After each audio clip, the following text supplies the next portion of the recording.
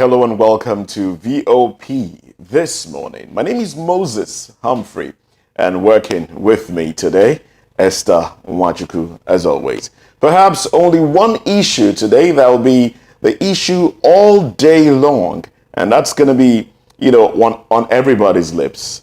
It's the swearing in of a new president of Nigeria in what becomes the fourth peaceful, unbroken transition of power from one democratically elected government to another. Now, it's a tradition that has been held since 1999, when former military head of state, General Abdulsalami Abubakar, handed power over to Chief Olusegun Obasanjo on the same day, May 29. Now, ever since, power has moved from one president to another president. I'm going to take you through it. Now, we've had Alhaji Umaru Musa Yaradua, and then we had Dr. Goodluck Ebele Jonathan, and then we had Muhammadu Buhari, and now to Bola Ahmed Tinubu. Now, this is what perhaps has made some to describe ours as democracy, still in its infancy. But if anything, May 29 symbolizes a nation's resolve to stay on with a system of government that derives its origin from their collective will. Now, this is how we make entry into today's special edition of VOP this morning. It's Inauguration Day in Nigeria, and here on the show, we want to make sure that you have the best experience of everything taking place today without missing a moment. We'll start off by already taking a look at what the newspapers have. The headlines, of course, the front pages of the papers, and VOP TV in-house analyst Cyril Abaku will join me for that one. And right after that, we'll get into the topic for today. It's Inauguration Day, and it feels like it's going to rain. I don't know if you've been outside already, and I think it's a holiday too. Yeah, so it's a holiday. So if you're home, keep it locked right here on Voice of the People TV on YouTube, VOP TV Live on other social media platforms, because that's how we come to you. All right. Welcome back. Nigeria appears to have turned the corner for good as far as democratic transition is concerned. For the fourth straight time since 1999, the Fourth Republic will be witnessing a change of baton with little or no hassle to worry about. Today, all roads lead to Eagle Square in Abuja, where Asiwaju Bola Ahmed Tinubu will be sworn in to begin a new era that has been declared an era of renewed hope, just as the nation also renews its covenant with democracy. But who is Bola Ahmed Tinubu, the man at the center of it all? Chief Bola Ahmed Adekunle Tinubu, GCFR, born on March the 29th, 1952, is a Nigerian politician and accountant. Any moment from now, he will become the president of Nigeria. He served as governor of Lagos State from 1999 to 2007 and senator for Lagos West during the short-lived Third Republic. Tinubu spent his early life in southwestern Nigeria and later moved to the United States, where he studied accounting at Chicago State University. He returned to Nigeria in the early 1990s and was employed by Mobile Nigeria as an accountant. Before entering politics as a Lagos West senatorial candidate in 1992 under the banner of the defunct Social Democratic Party, after dictator Sani Abacha dissolved the Senate in 1993, Tinubu became an activist campaigning for the restoration of democracy as a part of the National Democratic Coalition movement, popularly called NADECO. In 1999, Tinubu won the governorship of Lagos by a wide margin as a member of the Alliance for Democracy. 4 years later, he won re-election to a second term. After leaving office in 2007, he played a key role in the formation of the All Progressives Congress in 2013. In 2023, he was elected president of Nigeria. He is widely seen as a kingmaker in Lagos and other parts of Nigeria, and was instrumental in the emergence of Muhammadu Buhari as president of Nigeria for 2 consecutive terms between 2015 and 2023. Let's get down to the issues. Joining us in the studio are Ayobami Ladipo, a political enthusiast, blogger and youth advocate. Mr. Ladipo has been around long enough to have an impressive knowledge of some of the inner workings of the political and governance landscape in Nigeria. With him as well is communication strategist and scholar Sam Ejuwumi, who is also a lecturer in mass communication at the University of Lagos. Gentlemen, we cannot welcome you enough to this important conversation this morning. Let's start by asking, how do we begin the new transition?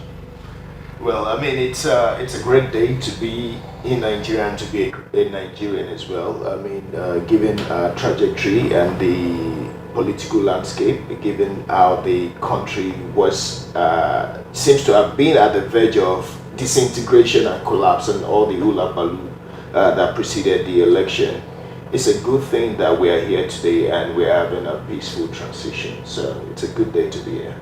Mr. Ladipo, how do you feel? I feel very happy. I feel elated. It's like I said earlier, it's renewed hope for Nigeria, and it's the introduction for me. I listened to your intro where you said that Nigeria will be witnessing a change of baton today with little or no assault. I think that's a major take home for anybody. It's peaceful. Nigeria is at peace today, May 29, 2023, as against some expected whatever, some fifth columnist and the rest of it. But today, Nigeria is at peace, and the new journey starts today. You can see I'm all about Nigeria today. It's a green and white for me, so I'm proud to be Nigerian. Sam, let me come to you. Yes. Before inauguration, I think on Friday, the Supreme Court ruled. Yes. And they ruled in favor of the All Progressives Congress, Yes. where the PDP filed a petition saying that Kashim Shettima, the vice president-elect, was on a double nomination ticket scale, and that could be a strong disqualifying method or mechanism for the duo. Unfortunately for the opposition, the Supreme Court overturned that particular petition Yes. in favor of the APC. Yes. And there are also predictions, we actually had to conduct an interview on the street, and some Nigerians feel that they do not trust the incoming administration because it's the same platform from President Muhammadu Buhari to Bola Tinubu, and they are giving prediction that there is nothing going to be different from the outgoing administration. What's your take on that? Well, I mean, first, as a Nigerian, I would say that I'm a very hopeful person, and I'm not going to sound pessimistic. Rather, I will sound optimistic about my nation, my Nigeria, because then again, this is my own home. This is where I call my own country. Yes, there have been a lot of predictions of doom and the country disintegrating or even going downward hill from here. But I mean, given the trajectory of the man that is taking over the helms of affair right now, if we look at him while he was the governor in Lagos State, which I lived in, the Lagos State which I lived in and experienced, then we could say for a fact that there's already an antecedent. And you see, even if you look at the decision of the court, you see the courts takes a lot of things and they say based on antecedents as well. Based on antecedent of the man that is coming into the helms of affair, there we can predict, which is also a scientific thing that we do, right? Now we can predict that if this man was able to do these things while he was in Lagos, where he had very limited resources, where he was in the opposition. Don't forget that President Olusegun Obasanjo was the head of state as at that time, and we remember that for a long period, even he as governor did not have the allocation and the resource to work with, but yet he was able to work around it. Given the antecedent, given the experience, given the fact that also he had faced a lot of hurdle to be where he is today, I think it is only good and the right thing to expect him to do so much more as when he's sworn into power as president. Also, it is very interesting to note that the the kind of people or the kind of person coming into the M of affairs right now is someone that has been known to work with technocrats and to work with capable hands. And one of the attributes of a good leader is knowing how to manage both capital, human, and financial resources. These are attributes the incoming president has displayed over time, and so I would not expect less of him now that he has finally gotten the baton office of he's been office. seeking for a long time. It's All been right. a long way coming. All right, yes, a long way coming indeed. Even at a point, he said, look, it was my turn. It is my turn. You know, the kingmaker is now on the throne, one would say. He's now a king. And if we look at what he did in Lagos, I'm going to come to you now, Ayobami. Yes, he did work in Lagos. You know, a lot of things has been attributed to him in Lagos. And as Sam rightly said, there were no monies, no grants from the government coming in, so he had to work with what he had on ground to ensure that Lagos worked, and Lagos did work. But how did it work really? Because structures were put in place, no doubt, but there was a lot of taxation. People were made to pay heavily for tolls and other things. Lagosians would say, yes, they were made to pay heavily. Now, he's coming into office. He's taking over a nation that is heavily indebted. The outgoing president, you know, the outgoing administration has left a lot of debt burden on his, you know, on him as he comes into office. Are we going to see a situation whereby Nigerians will be heavily taxed? That sounds really funny. So I'm going to answer your question, and I will. But you're not laughing. You said what? You're not laughing. I am. Sounds funny, but you're not laughing. Okay, so I'll answer that question, and at the same time, I do not want to forget that I still want to say something about the prediction of Nigerians. Okay. So probably I should just take it from this taxation angle. Are we going to see Nigerians getting heavily taxed? I don't think so. So if you remember that when Chief Olusegun Obasanjo was president of this country, Nigeria had debts. What he did was to have conversations that led to several debt cancellation for this country. For a man of Asiwaju Bola's pedigree, he's a leader, he's a businessman, he knows what to do. He knows the right people to engage, he knows the kind of conversation. He's diplomatic enough. He knows, he's a man who does the barter trade, who knows what you need, and he knows how to give you the service. So for whatever it is between Nigeria and the international community, I want to believe that we're beginning to see the real Nigerian and African strength. The African giant in us is now awake. You would see it. He hasn't even assumed office yet. In another couple, in just a couple of hours, maybe in yes. just about 3-4 hours, it would be officially declared the president, no longer president-elect, the president of the Federal Republic of Nigeria. And so for me, I know that there won't be that burden on Nigerians, as they say. And if there's another thing that I think everybody should know is he knows how to do business with the so-called elites. Those that you see as the rich, the wealthy.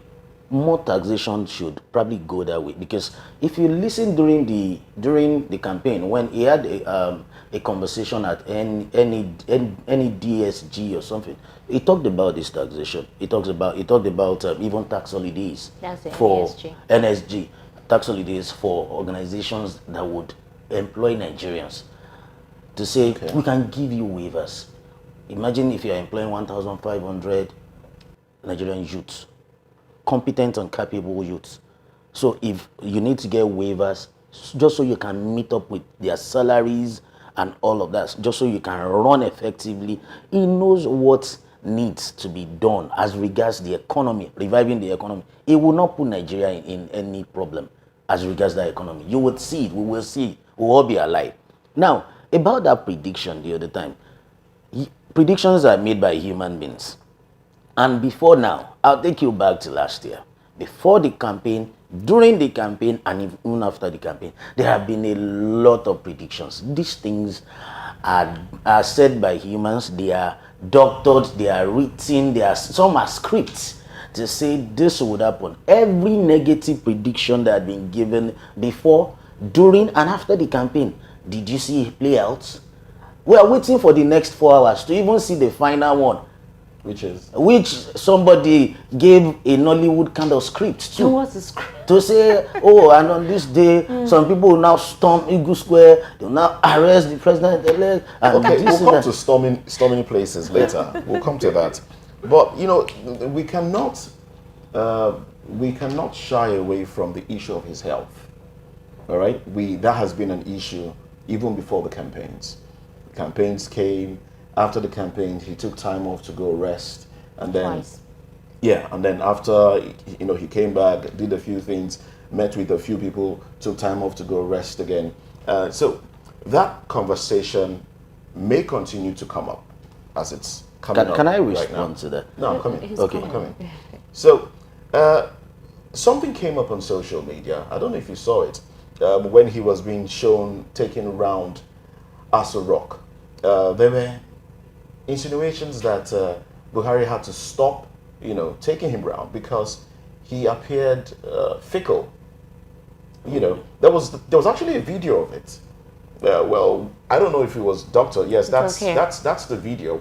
Where can we take it again from beginning where he appeared? When he was coming in. Yes, he was coming out, and then he kind of almost stumbled. I think it was the locker or something. We can take the video again stumbled, from top. Can we please? All right. So one would say, are we going to see a situation whereby the president-elect may have to take time off administration? Yeah, that's it. About this point, Yeah, yes, that's it. that point. You know, and it was said that because of this, they had to stop, you know, the tour around Aso Rock Villa. Are we going to see a situation whereby the president, when he comes into office, will now take time off to go rest, just like his predecessor did for months? Okay, so I think there's one thing that is funny in this country is the fact that we tend to do a whole lot of comparison and tend to feel that we can position things or we see it more from the past. Now, when people talk about his health, till today, has there been any formal or any public declaration about his state of health, about any ill health? And after the elections, when he said it clearly, so I'm taking a rest, that was declared. He came back, and when he left, after he came back, he left for about 2 weeks or so. There was nothing about him resting. He didn't say, I'm taking a rest. No, he said he was taking a rest away from people that were that were lobbying. Lobbying. So that's not a rest in the health. Well, a lot more people will lobby him now. No, now is the president. They were lobbying because the old National Assembly drama would play out, and so does he need to be a part of all that drama? No, he needs to be more relaxed and be prepared for governance. Did you listen to him talk yesterday, where he said, "I applied for this job. I've got no excuses. Don't pity me." So he said it. So he knows that the moment he's being declared as the President, Federal Republic of Nigeria, the responsibility falls on him on 100. So he's ready. Okay, because, so sorry to cut you off. So here is the situation, right? I asked that the prediction based on what the outgoing administration had, created, what the reality of what the administration, outgoing administration was. Hold on. Okay. And the promises were made in 2015. Yes. Promises continued in 2019. Yes. Nigerians did not see that relief. Right? That's one of this instance. Now, another important thing to note is this. Incoming president said something during his campaign in his renewed hope manifesto that when it comes to insecurity, let's go to insecurity because you need to see the recent killings. It's terrible. And it almost feels like nobody is saying anything about it. The president, during his broadcast yesterday morning, one would have expected him to have addressed that because that was very paramount. But he was mute on it. It was almost like he didn't know anything about what was going on in Benue, in Jos, and in southern Kaduna on the incessant attacks and the kind of machete. Have you seen the killings? Okay, so now the president-elect is saying that there will be highly trained and disciplined anti-terrorist battalions with special forces, units that will be created. He says the objective shall be to seize the strategic and tactical initiative, giving terrorists, kidnappers, and bandits no respite.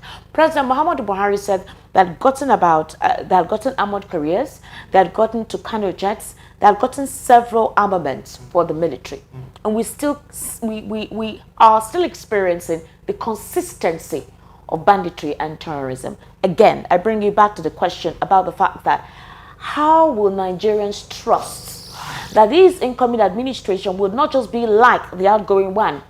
Promises were made on resuscitating the economy, on making sure that insecurity will be no more, and of course dampening corruption. We didn't see that happen. So how do they trust his renewed hope agenda? Well, I mean, let me quickly tell you that, see, we are in for a marathon and not a sprint. It's not going to be easy. It's not going to be an overnight miracle.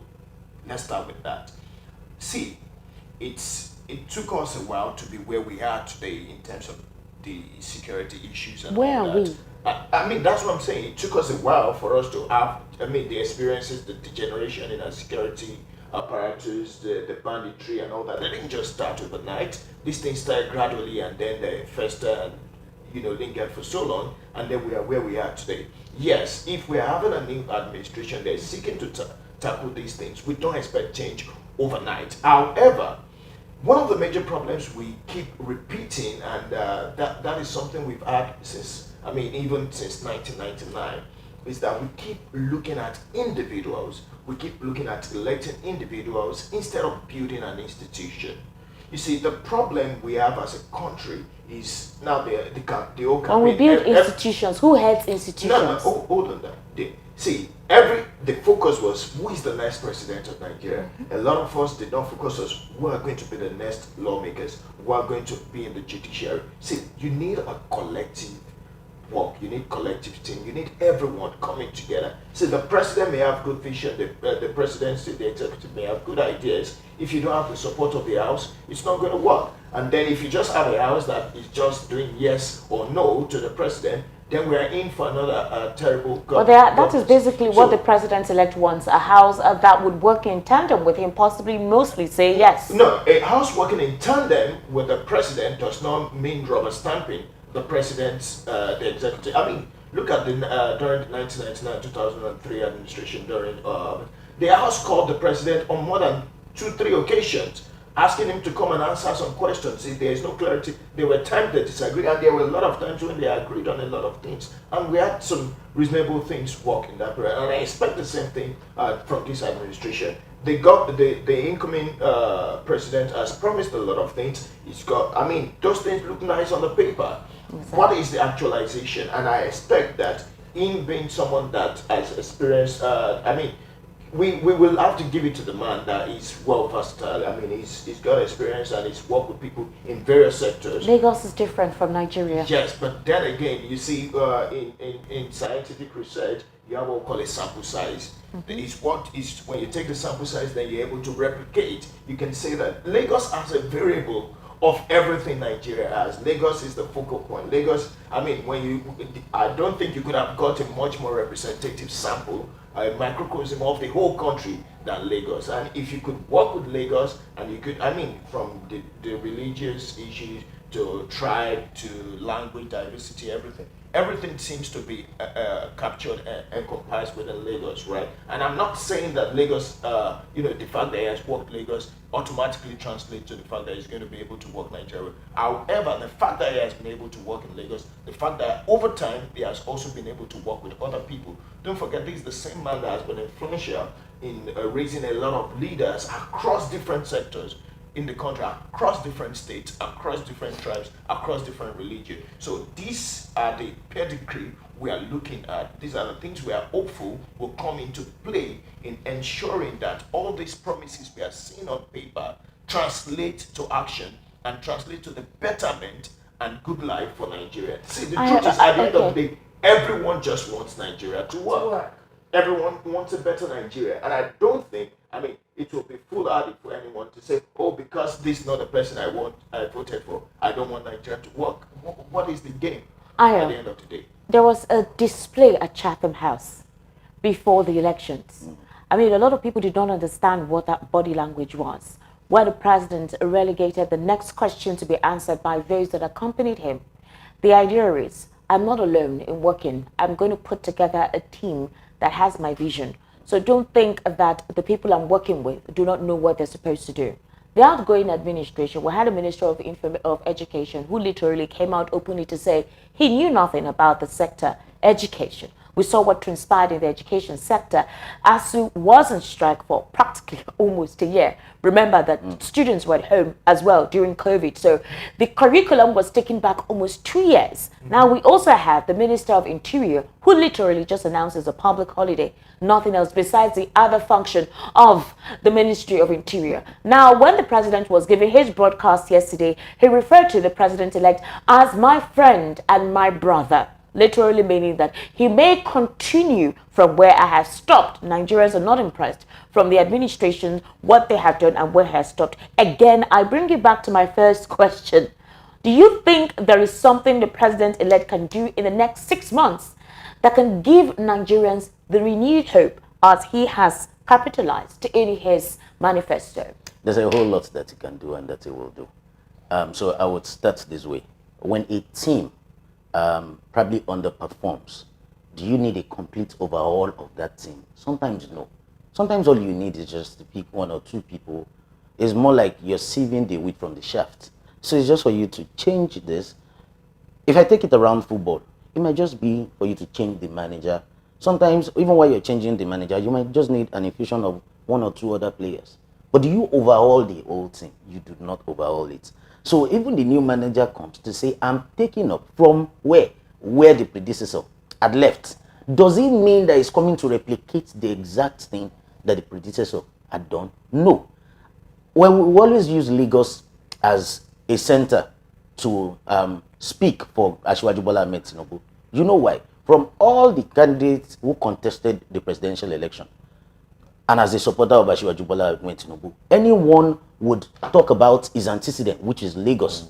Even after leaving office, for every time he had supported anybody to be the governor, they were not emergency governors. They are people who had understood, who had gone through that system, who had understudied the politics of Lagos, governors, had been commissioners, had been SAs or PAs. They're not emergency governors. Now, this man that we're talking about, that will be declared president in a couple of hours, he was an activist. He became a senator. He became the national leader of this political party called the APC. He became the opposition leader. He is a kingmaker. And for the very first time in the history of Nigeria and probably Africa, you're seeing an opposition leader eventually becoming a president. That had not been the case. Most time, even in the context of the Yoruba race, a kingmaker is not expected to be a king. Kingmakers don't eventually get crowned to be kings. Of course. He had broken every barrier. Now, what does he need to do? Well, so all that he needs to do, which we might even be surprised, he might be making declarations today, will be policies that would alleviate the pains of the common man. Policies that will give relief. All right, renewed hope. Renewed hope. Policies that would show that, like he had rightly said, that I see everything. I listen. Even when his wife spoke also yesterday, saying, God has blessed us. We do not need Nigeria's wealth. It is our commonwealth. But we need to do things right. I know one thing for a fact, that Asiwaju Bola Ahmed Tinubu will disappoint several people who are waiting for him to fail. He would disappoint them because you would say, hey, man, who understand when you say, oh, this is Nigeria, not just Lagos. Lagos is the prototype for Nigeria. Lagos is like the brain box of this nation. Abuja is the FCT. but Lagos is the brain box of this nation. All right, then. This man has gone around the 36 states of Nigeria. He knows Nigeria like the back of his palms. And we strongly believe that he would fix this country. The policies would come and we'll feel better. All right, most definitely. That's our prayer. That's why we're all, rooting for him right now, because if he fixes Nigeria, Nigeria will be better for all of us. Yes. I'm going to come to you now, Sam Jinwumi. You are a perception expert. Am I correct? Communication expert. Communication expert. Yes. But you're also into perception. Definitely. It's part of what we do. All right, then. Now, the Transparency International Corruption Perception Index in 2023 placed Nigeria at 150. Now, prior to this time, in 2015, Nigeria was 136 on that list. Now, Nigeria is 150. And we know how the international community has perceived Nigeria in terms of corruption. We've been tagged. We've been tagged as fantastically corrupt. What do you think the incoming president can do differently and speedily to change this image, this perception of Nigeria and Nigerians? I mean, we have gotten to a point where our passports seem to have lost value. You go to the airport, you are on a queue, and just because you are having a Nigerian passport, you are made to step aside and thoroughly interrogated. And if you're clean, you're then asked to go. But then the embarrassment. What do you think he will do differently and speedily? Well, I mean, let's start with the fact that when it comes to image making, it's a process and not just an action. So it's an ongoing activity. It's not something that it's not there's no panacea to get a rebranding and putting up a good image. However, like you rightly said, it's there's what we call the selective perception, and also how we put ourselves. Now, it's very critical and important and also instructive to Nigerians to know that we are addressed the way we address ourselves as a people. I mean, if you go out there and say we are bad people, any conversation, any opportunity comes up, you take it to rubbish your brand and talk bad about your brand. That is how people will perceive you. So it's not just a thing that the presidency will do. It's a thing we all have to do collectively as a people. We are as we go into the new administration. First, we need to put aside our differences past. No matter the sides that we were during the election campaign and who we voted for. Now we have a new administration.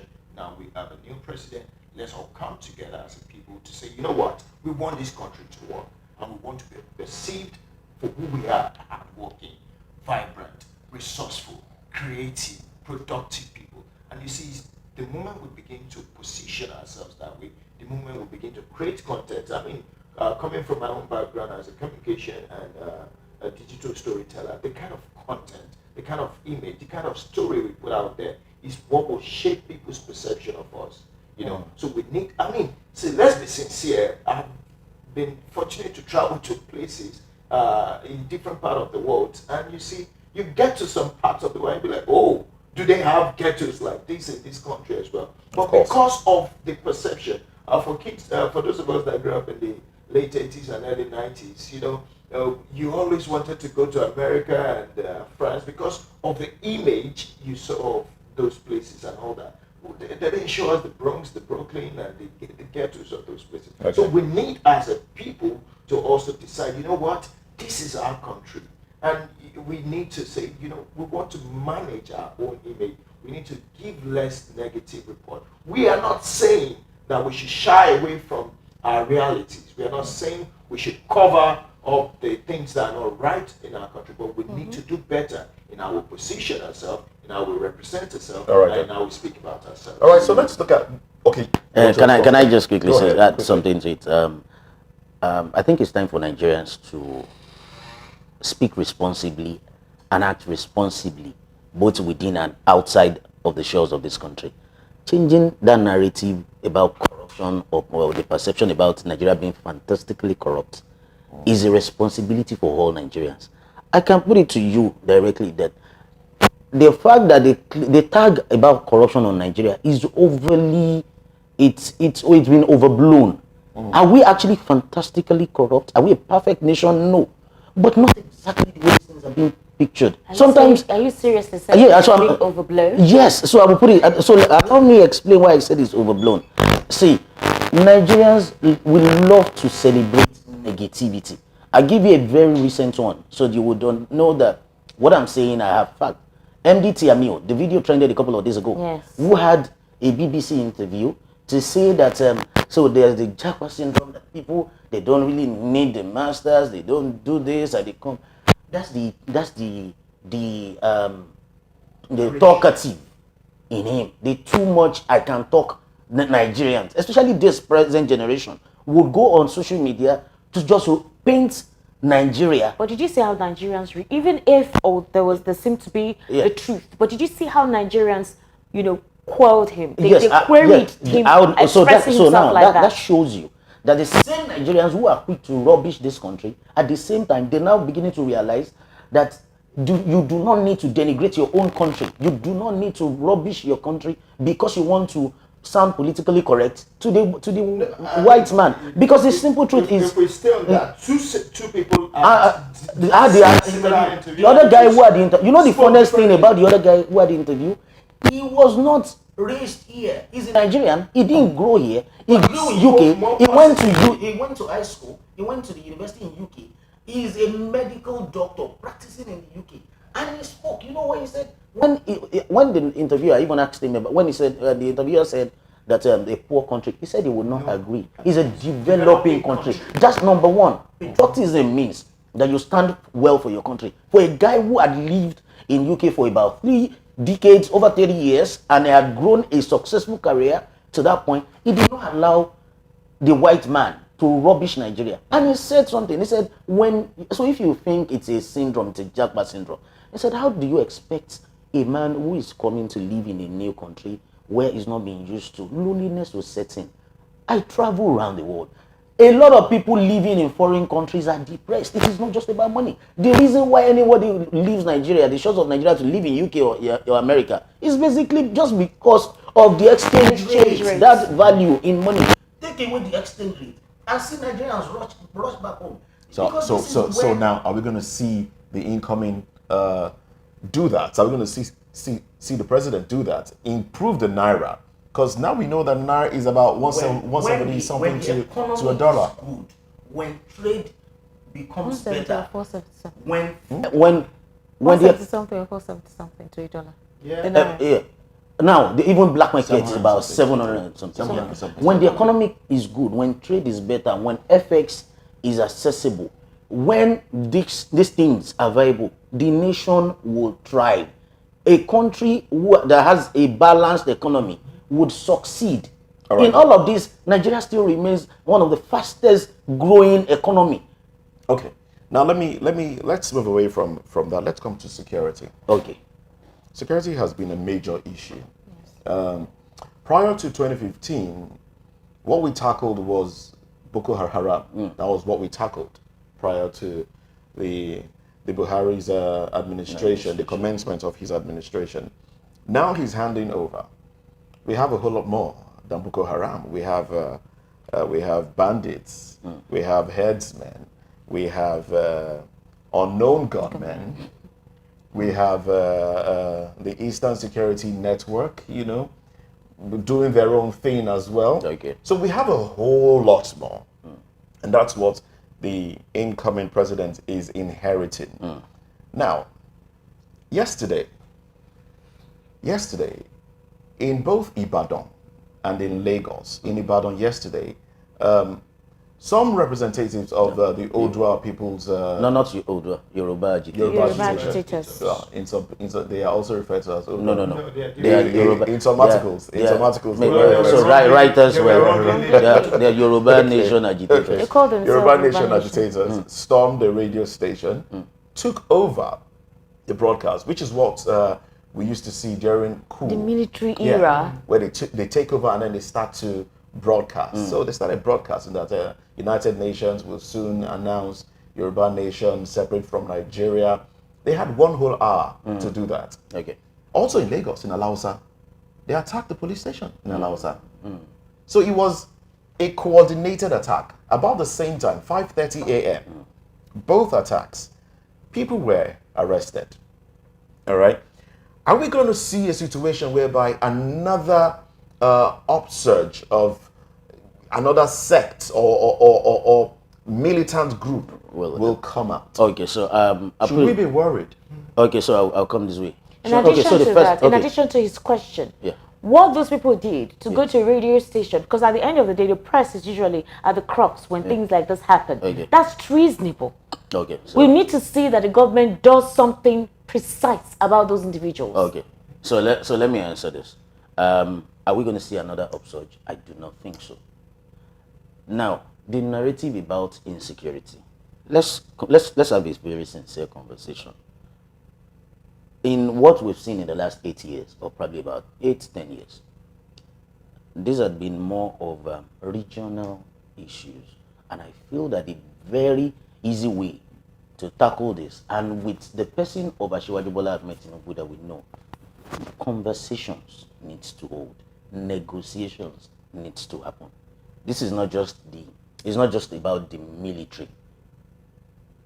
2 weeks ago, was it 2 weeks ago or last week? The outgoing president was in Lagos to commission some Air Force's equipment and all of that. And the Nigerian Air Force said that in the history of the Air Force, that President Muhammadu Buhari is the one who has done the most when it has to do with military equipment and all of that. So it means that we have these things. It means that we can do these things.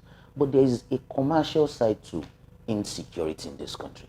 There's a commercial angle to insecurity in those regions. Some have the commercial angle. Some have the supposed agitation for whatever, for not even the agitation is not better governance. It is agitation to secede. Okay. That's another one. Now, so when I say that these things are regional, how come the so-called Boko Haram and after the exit of Boko Haram, we now have the bandits? They've exited or they have morphed to banditry. I think there were two different sects completely.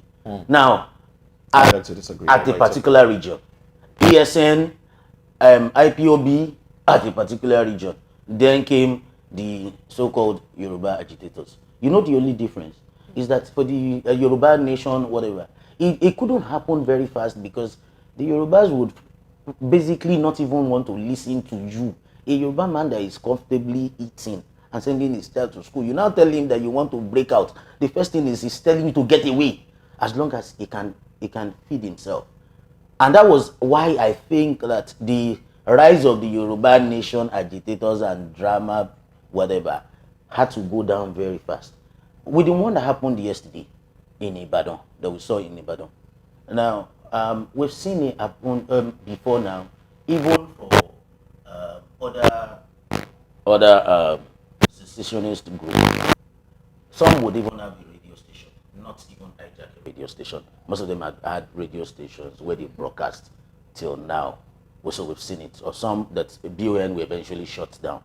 But thankfully, that the Nigerian military stepped in, got all of them, and it was surprising that the same people who claimed that they have hijacked and a UN would declare a Yoruba nation were lightweight. They were almost crying immediately. Then if there's one thing that I think Nigerians need to understand, this narrative of UN is coming to save us, UN is coming to do this, we're a sovereign nation. So any small thing, UN is coming to. Why come UN doesn't go to other countries like that? In America, when Trump was president, there was an invasion of the White House. We saw it on live TV. It's like saying an invasion into Aso Rock. It cannot happen in Nigeria. We saw it on live TV. Sorry, what happened to them? Who sponsored them? That's the democratic. That's the democratic. The image of democracy in the world. America runs the template that all of us look at. That's the powerhouse of democracy in the world. Yeah, so if the powerhouse of democracy can still have its own issues, if there can still be faults, we would not expect an emergency smooth run all over. But however, we are not people that cannot challenge government. We're not saying that, oh, because this government, oh, we believe in it. Does it mean that when we see lapses, we won't talk? Does it mean that when there are insecurity, we won't have that conversation or narration? Before you go on, sorry. Just to point out at something. Yes, we know that the Yoruba man maybe doesn't have time as long as he can take care of himself, and But we saw what happened during electioneering. How the tribalism was brought in, and how there's been a clamor for the Igbos to leave Lagos. There was no clamor for Igbos to leave Lagos. In that regard, we're both in the media. There was no clamor for Lagos. In the media. No, we saw the things that. So I'll put it to you this way. But are we going to see? Should we be concerned? That's my question. Okay, so now that agitations are coming up, brazen agitations too. I mean, taking over a Radio Nigeria station is symbolic. Okay, so let me quickly come in. First of all, Asiwaju Bola met Tinubu after he was declared president-elect. Says, "I want to build a country I want to build a government of national unity." That's powerful. And he said, so for a country, for a president who is passionate about national unity, elections are over. It is time to grow the green, white, green nation. It is time to feed ourselves with the positives. During campaigns, there are always different slurs from the tribal angle, the political side, and corruption and whatever. It happens every 4 years. The only difference with the last election is that we are now at a stage where social media is so powerful. When we were young, during campaigns, these things had been the days of newspapers. When it was the radio station and TV, when it was just the days of the 4 p.m. TV stations that would come up, these things had been. Social media made it so loud, and now he amplified it so well that anybody can say whatever. That's why a 17-year-old who doesn't even understand the state of the nation of governance would insult or say something wrong to a 60-something-year-old or a 70-year-old, all in the name of politics. So should we expect? No. Should we expect that things will go south? No. But does it mean that we still do not have some bad elements who would always want to taint your white? We do. Will they go into extinction on 100? Maybe not exactly. It is common knowledge. But are we going to see a prosperous nation? That is one that I strongly believe in, and I stand on that part to say that this country, Nigeria, will succeed. Right, Sam, I need to ask you this question. So let's be sincere and talk about the obedience, because they were the force that actually, would I say, took over the space this time around. Right. There were hopes that possibly, somehow, the inauguration today will not take place, specifically by opposition political parties, specifically the obedient movement. It is not something to have to hide them out to talk about. There were hopes that based on the double nomination tickets and the 25% situation in Abuja, that the inauguration would not take place today. Now it's happening. Yes. A couple of hopes are doused. The president-elect is coming to have to cope with these discrepancies and with this unbelief and non-support from this group. How do you think he's going to try to get them connected, to resuscitate and tell them that my administration is not going to be like the outgoing one? There are fears of tribal discrepancies. There are fears of also sentiments ethnically based on when it comes to nominations in ministries and parastatals, as well as employment opportunities in vital sectors in Nigeria. How do you think the president-elect is going to assuage these doubts? See, listen, I said it earlier. The average Nigerian just wants Nigeria to work. The clamor for a particular candidate was because of the conviction and belief that, oh, this candidate is the one we think will make Nigeria work. See, if today and within the next 6 months, the youth, the young people clamoring for a particular candidate and all that sees the impact of the new administration, believe you me, there will be the same ones that will come out and say, you know what, we take it back. There will be the ones that will come out and say, you know what, you need to give this man more support and all that. See, we are not vindictive people as Nigerians. The average Nigerian just wants a good life, just wants a better life. We are clamoring, the old shout, the old noise on the social media and all that. And see, we got to realize that it's not going to be the way it's not going. It's not just going to be the way it was before. This is an inclusive time. This is a time where everyone is interested in what is happening. So we are not running. You're not going to have a government where everything is top secret. No. People want to know, people want to see, people will ask questions. And I think it's actually good for our democracy, it's good for the administration, the incoming administration, because it will put everyone on their toes and everybody will have to be accountable one way or the other. So it's a good thing that this happened. I mean, like I said, I'm particular about the growth of the nation. I'm particular about us having institutions that will work. Either it's an Ashiwaju or it's B or Atiku or anyone that had gotten into let me just learn it. It's interesting that you said top secrets. It's interesting that you said that. Now, Serap has asked the incoming president to declare his assets. Do you think he will? Well, I mean, the incoming president will declare his asset if need be. See, you have to understand something, that sometimes you look at the health of the nation, you look at the momentum in the nation. What is the implication of certain information? How does it translate? Is it going to, as a PR person, you try to manage situation, you don't try to escalate it. If putting out certain information, as being a socially responsible citizen, if putting out certain information at a particular point in time will escalate situations, I would not put it out. You want to say you will not put it out?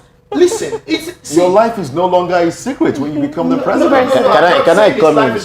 Go ahead. I'm saying that you have to look at the implication of certain information at certain time. Let's have Ayobami's view. Ayobami, before you respond to that, when it came to true federalism, Bola Tinubu, in his manifesto talked about this, but he did not mention the aspect of the farmer-header clash. It's been a problem in this part of the world since President Goodluck Bella Jonathan's administration. That was silent. How do you think he's going to address this issue? Right, So the first one about declaration of assets. I think every government is run by the Constitution of the Federal Republic of Nigeria. Okay. And if the Constitution of the Federal Republic of Nigeria asks that you declare your assets as a president, as a governor, elected governor, as an elected president, you will. Bear in mind that he challenged the GEJ, Goodluck Ebele, for not declaring his asset at the time. So that's why I said Nigeria will be run. I was talking about the position of the Constitution. So, and like I said, it's a matter of the time. So it's still the president elect. By the time he's sworn in, if the Constitution says you need to declare your assets as the president of the country, then you have no choice. Okay. So can I continue now? Go ahead. Okay. So let's understand the political side to all of this. So if the Constitution, and I know that the Constitution of Nigeria says that you declare your assets, that declaration will be done according to the Constitution. So let's not make noise about it. So the other part, before the farmer elders clash, so you talked about the obedience and how will the president balance all of this. So it's basically almost the same. Yeah. So let's not forget that the key word here had been national unity. Then, the day he was declared the president-elect, if you were awake at 4 a.m., you were not awake. So we'll take you on that journey. Because INEC said they were going to announce it by 9 or 10 a.m. INEC did not tell you they're going to announce. We saw the counting, we watched, we were seeing it live. It was not done at the back door. And when the announcement was made and he spoke, he made some certain statements that were so powerful. He said to the youth, I hear you clearly, loud and clear, quoting him 100. And he said, I know that many of you did not vote for me. For that's a man that is responsible to have admitted the issues. He said, I know that many of you did not vote for me. But you see, he said, campaigns, election is over. It's now time to build Nigeria. For him to have said to the youth, I hear you loud and clear. The youth had always been the major focus when it comes to electioneering process, because the youth are the one that drives the narratives, either for positive or for negative. And the youth in that regard, so you are supposed to be a youth from officially from 18 to about 40 or 45. So those are the energetic people that can drive narratives. So for him to have said, I hear you loud and clear, he's not deaf. He knows. So it's a time now to now have a balance. Let's put aside our differences. When Nigerians see themselves at Heathrow and Chicago, in Dubai, in Qatar, we do not have the you are Igbo, you are Hausa, you are Yoruba. It is the joy of seeing a fellow Nigerian. That love, that unity that we grew with. It's time for us to go back and embrace each other as a brother's keeper. So politically, let's discuss things. A lot of conversations needs to be done. The same way they hosted a lot on Twitter Spaces, it is still the same way. We need to do this now. Let's build a country that we all can be proud of, to call our own.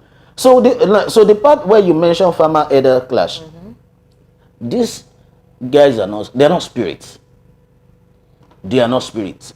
The so-called, so from every what's it called, terrorist group, many of them, they always have leaders who even interact with government. They make demands. Let's sit down and have proper conversations. Let me remind you that when the outgoing president was unavailable for about 6 months, and there were vandalization of pipelines in Niger Delta, Vice President Yemi Osinbajo went there, had a conversation. It was dialogue. In the society, in the societal part of it, it's more like you have to do a bargain. What do you think is And that that dialogue? was Why I need to bring okay. why I need to store you there? So, if you listen to the BBC's African Eye documentary, Okay. where they went to the enclaves of these guys, they made statements there. They made some revelations. They said that it is not just a thing of them deciding to pick up arms and pillage and do what they're doing. That they actually have leaders in government, that that members in government are the ones in charge, and they are making money off this. So if you have individuals in government who are sabotaging the administration, because like you said, these individuals are not spirits. They do these things and nobody says anything. In fact, there was a time during a program, somebody called from Benue and said that whenever the youth decide to take arms on themselves to protect themselves, that the police come to their village with all their armor and tell them not to do anything. Okay, can I come in now? Now, from the Niger Delta to Benue, and the declaration or the confession that they have leaders, those leaders are from those regions. I said something earlier, that insecurity in this country had been commercialized, and it's a regional issue. They have leaders from those regions. It is time to sit down. The ones that needs to be put behind bars will go behind bars. Decisive decisions now needs to be taken. So if some needs to be behind bars, because there's just some people that are irredeemable, they just need to be there, kept there, while you have conversations. While the agitators from the Niger Delta who feels that, oh, this is our commonwealth and it's been taken away. See, foreigners or outsiders, even within the country.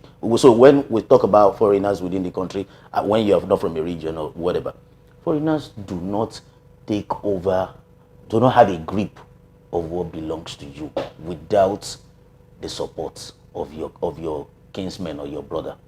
So if they've had these people, first off, start from building your house. Those that you call your leaders, have that brutal conversation with them. Ask them questions. Demand for what you believe in. Then you can escalate to the executive. It is time for us to sit down, put pen to papers, drop everything, and let's talk. Because right now, the major thing that we should be thinking about is how to build this country, how to make sure that Nigeria do not sink and we do not go low than we had ever been.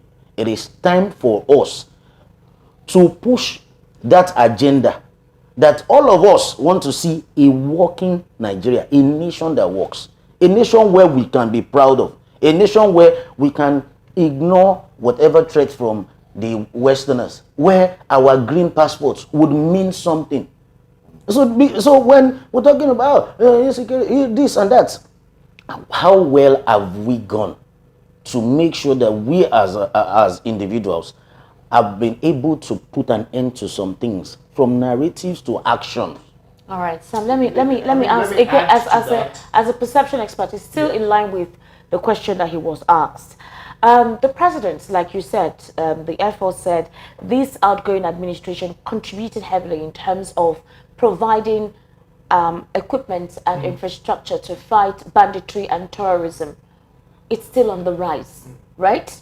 And we're saying that there is a sabotage ongoing and there's a commercialization, yeah. Now, the incoming president said something in terms of having to battle insecurity. But the question now we're going to ask is this.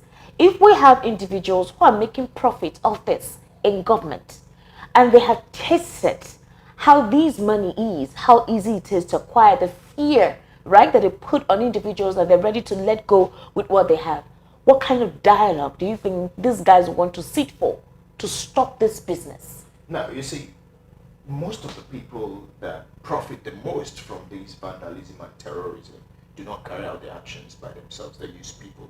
Now, they're able to use people because they are meeting a certain needs that those people need. You know, they have something they're offering those people. That is where that conversation starts. These are the people that are being used. What are they giving them? What is the offering? Why are they using you? You see, most of the time they've already the people that are carrying out the banditry and attacks have been impoverished mentally and financially. So when you begin to, see, listen, it's common sense. If I have something to look forward to, if I have something to live for, then I would not want to die or put myself in harm's way. And that is where the conversation starts from, like meeting these young people, meeting these people in these communities. Fortunately, I've worked a bit in the northern part of the Nigeria, and there are conversations we've had. There was a thing where in the palace of the emir, and he was talking about the fact that the people the people leading these people, they are family heads, they are this and all those things. So we know the government knows who to talk to. Engage the young people, engage them, offer them something, offer them a way of life, offer them something much more to look forward to, and then you already cut off a part of whoever is in government, whoever is trying to use them, because then again there's nothing to entice them with again, right, because they already have a life, Okay. And this is how we can solve it. It's not enough to raise down a whole village. If you do, another crop will emerge. In fact, you will actually just raise another kind of sentiment, and people become angry. They feel the government has attacked them, because there will always be collateral damage. When all right. Want to so should we take this as your parting shot? Well, I would say that we have a new administration coming in. Okay. We have a new government to look forward to. As the administration has put it, it's a season of renewed hope. But you can only profit from that renewed hope if you believe in it as a person. So as a Nigerian, it is your duty, it is my duty to ensure that I work towards a new Nigeria. I work towards making Nigeria work for me, even as I work my best for Nigeria. Fantastic. Let's have your parting shot as well. For me, I would say that the time is now for us to build a nation that we all love, that we trust, a nation that we want, the Nigeria of our dreams. It is time for us to give our best. It is time for us to change the narratives. It is time to uphold the green, white, green nation with honor, with love, with strength and unity. It is time for us to understand that our national anthem was not just put together for melody's sake, but it has strong and powerful messages. So to the average Nigerian, to the youth, I would plead that we come together to speak positivity into this nation. We come together to drive that point that says that Nigeria will be great, Nigeria will succeed, and Nigeria will be better. Thank you. My name is Ayobamila Dipo. All right. Well, he's introduced himself already. That was like a written speech. So I must say a very big thank you to Ayobami Ladipo, political enthusiast, blogger, and youth advocate, and also Sam Ejiwumi, communication strategist and scholar. Thank you very much, gentlemen. Thank you. Thank you. All right, so well, it's an incoming administration. Nigerians are, fingers crossed. We are hoping, as it's been rightly said, renewed hope. We did see the change mantra when it came on board and how it turned out. But we hope that this time around, hope will not disappoint us. Yes, so Hope is what? hope is alive. Okay. All right, so we'll go on a quick break. When we come back, we'll be wrapping up the show.